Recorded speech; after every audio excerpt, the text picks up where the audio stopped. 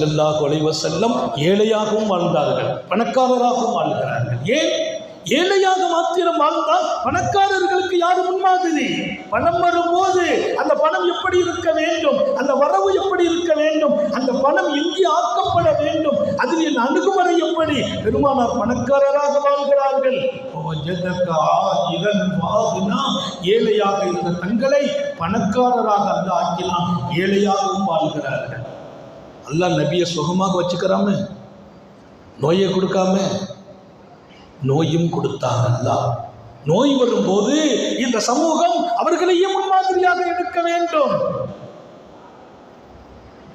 பெருமானார் சோதிக்கவும் பட்டார்கள். அல்லாஹ் நாடினால் சோதனை இல்லாமல் வாழ வைக்கலாம். சோதிக்கப்பட்டார்கள். சோதனையில் எப்படி இருக்க வேண்டும்? டோட்டலாக உத்தம நபிகள் நம்மோடு இருக்கிறார்கள். நாம் அவர்களை பார்க்க